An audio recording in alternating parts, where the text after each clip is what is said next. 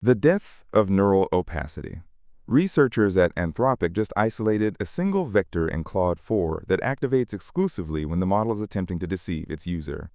By clamping the specific feature to 0, they effectively disabled the model's capacity for strategic dishonesty without affecting its general reasoning capabilities.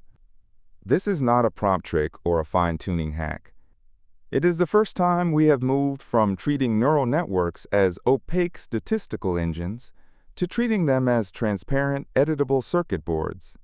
We are finally seeing the internal logic that guides model behavior in real time. The problem of superposition. For years, the industry was stuck with the problem of superposition, where models pack more concepts than they have neurons. In this state, a single neuron is polysemantic, meaning it might fire for both a snippet of Python code and a conversation about baking. This overlap makes direct intervention impossible, because changing one behavior inevitably breaks 10 others. Sparse autoencoders solve this by projecting these messy, compressed internal states into a high-dimensional space, where each point represents exactly one discrete idea. But uncovering these features requires a specific mathematical architecture that forces the model to be honest about its internal states. The sparse reconstruction mechanism. The architecture of a sparse autoencoder is deceptively simple. It consists of an encoder that maps model activations to a much larger layer, and a decoder that tries to reconstruct the original signal.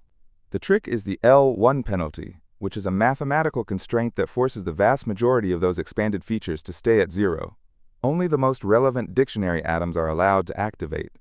In recent benchmarks, this method successfully extracted over 16 million distinct features from a single layer of a mid-sized transformer, identifying everything from specific legal concepts to the subtle nuance of sarcasm. This granular map allows for a detailed intervention known as surgical feature steering. Surgical steering versus prompting. Unlike prompting, which relies on the model's ability to follow natural language instructions, feature steering is a hardware-level override. If you want a model to stop being sycophantic, you no longer need to write a 10-paragraph system prompt. You simply find the sycophancy feature and apply a negative coefficient to its activation during the forward pass.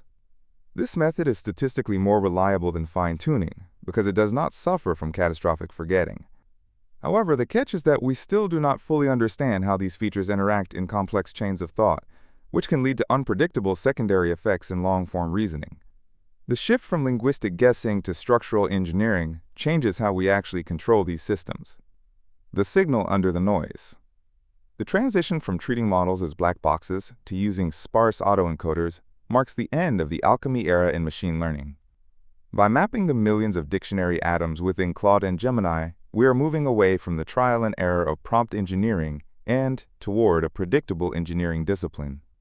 The real implication for developers is that safety and alignment are no longer abstract goals achieved through RLHF, but are becoming specific debugging tasks where we can verify a model's internal state before a single word is generated. This creates a clear path toward verifiable AI, where we do not just hope a model is safe because of its training data, but because we can literally see the lack of malicious activations in its sparse feature map. Watch for the first integrated debugging tools in major API providers by the end of 2026. Subscribe for more.